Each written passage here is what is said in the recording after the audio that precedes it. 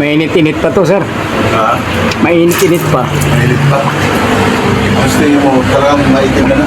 Medyo, konti lang. Oo. Hindi naman talaga nga kasing maitim. Di pa naman. Di pa naman talaga siya sagad na. Pero palitan na talaga. Oo, talagang potential na. Oo, palitan na talaga siya. Bagong-bago pa ilalim mo, kintab eh. Oo. 15,000 kilometers. Oo, umabot ng ganun. Umabot siya ng ganun. 10,000. Tingnan natin ng filter. Nyo, barilin mo ang ilalim. Kasi galing yung ano yan, Masbate.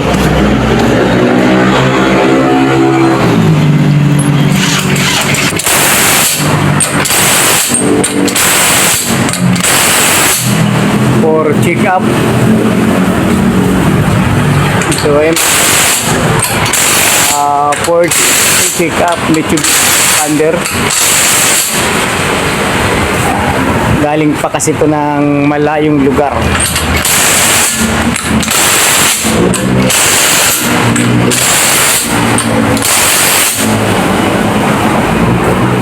Pero maganda kasi nasasagad siya sa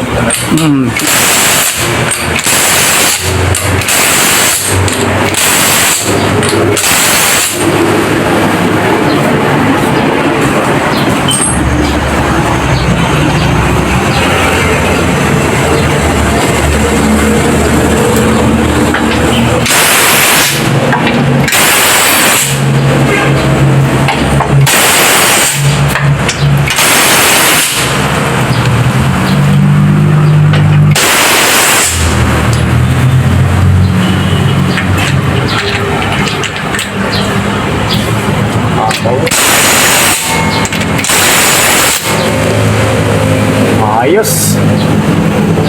Mga tie rod, drag end, stabilizer, shock. Okay pa ito, sir, mga pangilalim nito. Okay pa na? Oo, mga bago pa naman to. Oo. Maramdaman mo yan, mga 5 years. Ito ang tinitingnan ko doon. Tinitingnan nila. Ito yung ginagalawin. Sa Manila ko na iba. Sabi ko. Gusto sana ipa-change doon sa probinsya. Oo. Doon na lang. Hindi na. Mas komportable ako sa inyo. So ito nga pala yung handbrake na ni Xpander, no, pag modelo. Motor na siya, oh. Sensor. Nakalagay yan dyan, oh. Sa brake drum.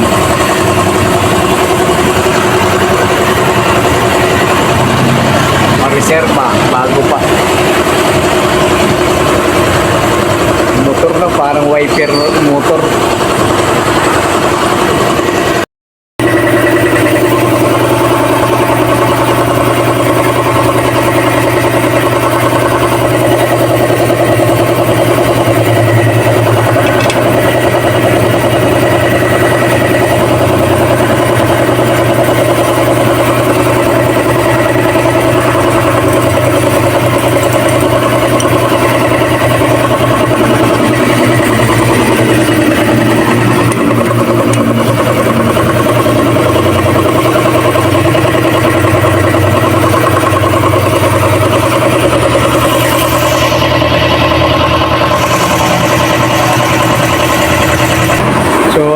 Tapos no, binaba na si Xpander para madali na ng length.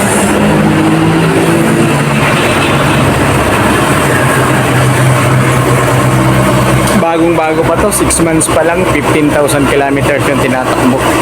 So dito na talaga niya dinala, no. Ayaw niya na dalhin sa kung saan saang pangkalyar. So ito yung mga filter, no, hanginan na lang natin to.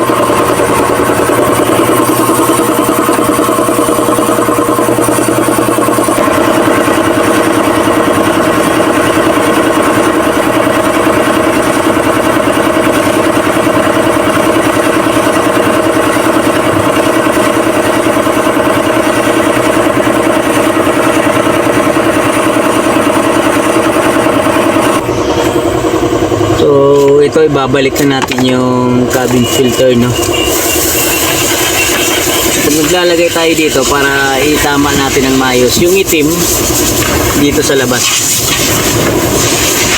Yan, ganyan tayo maglagay ng cabin, ano.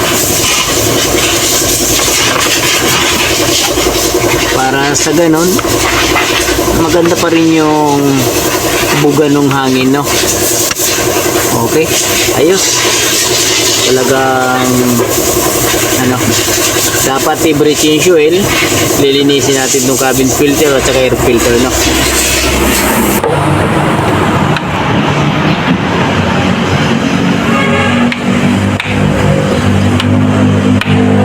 Ang battery mo sir, mga 2 years pa yan. Yung baterya na. Oo. Matagal yan bago... Okay pa naman, okay pa naman mag-start eh. Oo, wala problema pa yan. Yung spark plug naman ito, matagal yan. Tatagal yan. 80,000 kilometers. 80. Oo, kaya niyan. Oo, 15 pa lang eh. Oo, pero mo, 15 pa lang. Oo, Basta taon yun, taon. taon talaga.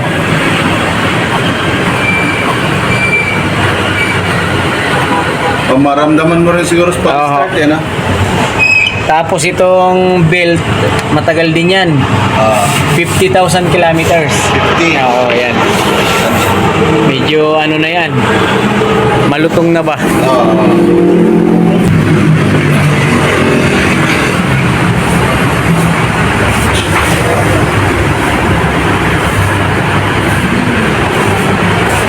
So, yun guys, paanda rin na, no? So, yun mga boss, no? Pinandar na si expander. Yun, tagal lumakyat ng langis, no? Talagang lagatak siya pagka, ano eh. So, ayun mga boss, no? Pinapatay muna natin ang makina para ma-check yung saktong level ng langis. Ito yan. Tingnan natin kung hanggang saan na talaga yung kanyang dami ng oil.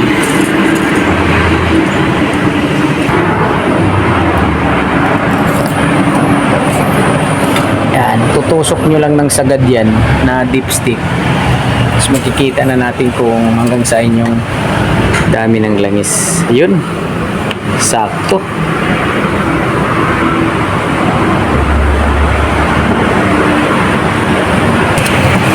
So, okay na mga boss, no?